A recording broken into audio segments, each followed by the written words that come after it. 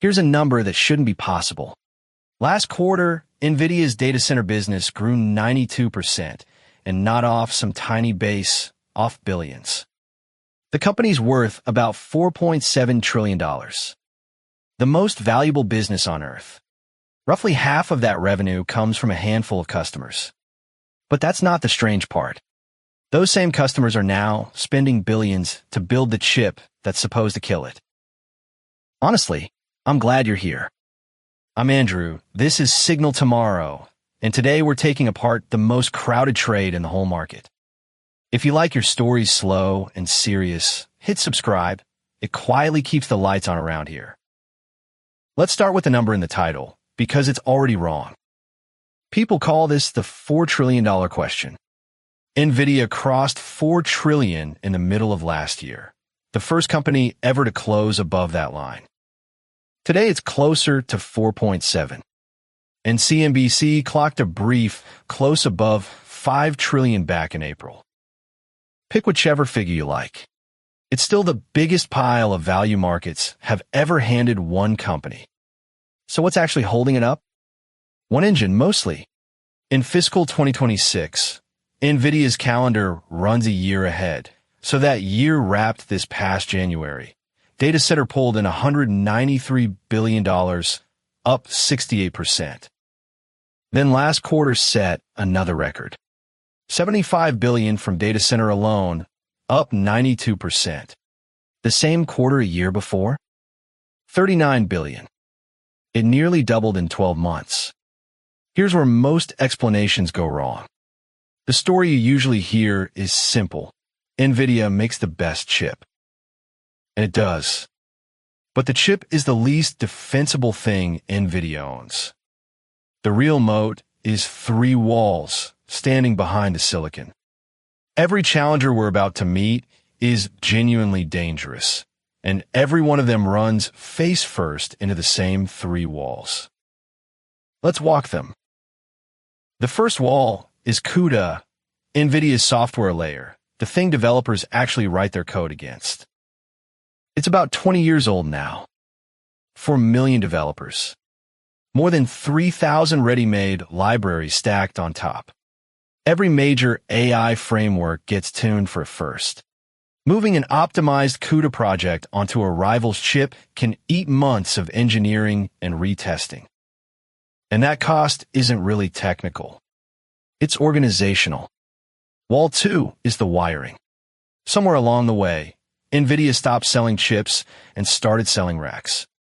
Its NVL72 system fuses 72 GPUs into one thing that behaves like a single giant accelerator, linked by something called NVLink, then ties those racks together with its own networking gear.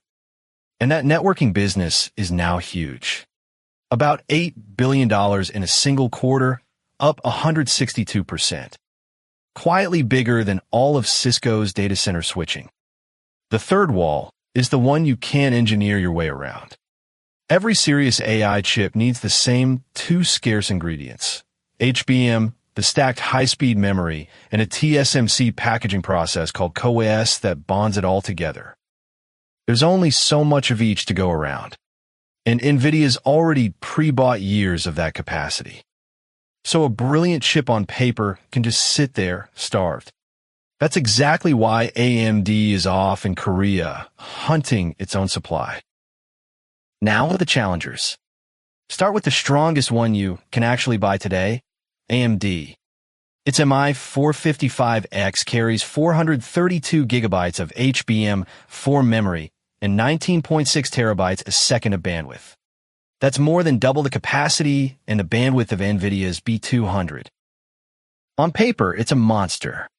AMD's answer to the rack is called Helios. 72 of these chips, pointed straight at NVIDIA's NVL72. The buyers didn't wait. Back in October, OpenAI signed on for 6 gigawatts of AMD chips, with a warrant that could hand it up to 10% of AMD itself. In February, Meta matched it. Another 6 gigawatts, around $60 billion. 2 of the biggest AI spenders alive, publicly betting on the challenger. So AMD wins, right? Not so fast. Look closer at where it lands. ROCM, AMD's answer to CUDA, still trails it. There's Wall 1. And those jaw-dropping specs? As of April, the MI 400 hadn't been publicly benchmarked at all. They're projections, not measurements. Meanwhile, Nvidia's next chip, Rubin, is projected to outcompute it on raw math. Same memory, same packaging bottleneck, Wall 3. Great hardware. 3 familiar walls. Google plays a completely different game. Its TPU, a chip built for nothing but AI math, just hit version 7, nicknamed Ironwood. Around 4.6 petaflops per chip, and it scales into pods of 9,200 chips acting as one machine.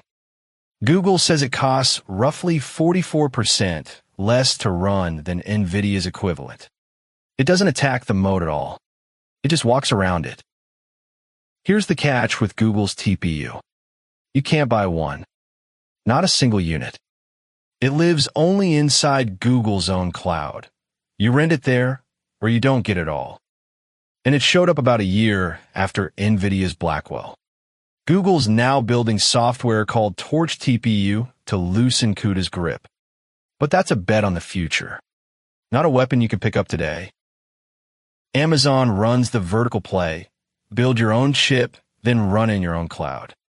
Trainium 3 is a 3-nanometer part with 144 gigabytes of memory and up to 4 times the muscle of the last generation. And it's already live. A cluster called Project Rainier, over 1 million chips, trains Anthropic's Claude right now. In April, Anthropic committed to as much as 5 gigawatts of this stuff. One last group nibbles at the edges, startups like Grok, Cerebras, and Sambanova, all chasing a single job, generating text fast and cheap. Cerebras claims 3,000 tokens a second, 10 to 20 times a typical GPU. Genuinely impressive. But there's a ceiling. They only run a handful of open models that someone hand-ported to their silicon. No cloud, no GPT. So they grab slivers, never the center. So step back and look at the board.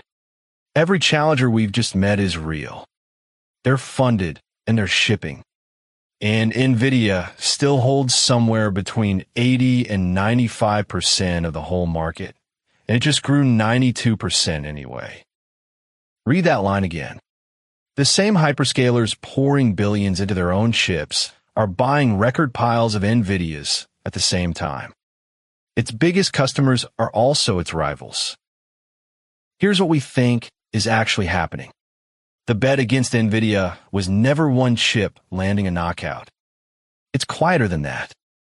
Custom silicon like Trainium and the TPU slowly soaks up each cloud's own internal work. AMD and the inference startups peel off the edges. The moat erodes at the margins, a little each quarter, while Nvidia sprints to widen it faster with Rubin. So it's a race. Erosion against speed. Want to know who's actually winning it? Watch 4 things. First, whether AMD's Helios racks deliver once OpenAI switches them on later this year. Second, whether Rubin restores a clean lead. Third, whether HBM and CoWoS packaging stay bottlenecked, because that ceiling caps everyone. And fourth, whether open networking and tools like Torch TPU finally start lowering those walls. Those are the tells. And here's why this reaches you, even if you've never bought a single share. On almost any index fund, then you own Nvidia. It's that big. Which makes this the most crowded bet in market history. So what's the honest answer? The moat is real, and it's wide today. But it's built out of software habits and supply contracts, not physics. And things made of habits can change. So, can anyone catch Nvidia? Not with a better chip alone. The chip was never the moat. It's CUDA, it's the networking, and it's a supply chain locked up years in advance. Catching Nvidia means outlasting three walls at once, and so far, nobody has. Whether that holds is the question worth watching, and now you know exactly where to look. If this made the picture a little clearer, a like helps us right back. Subscribe if you're sticking around, and I'll see you in the next one.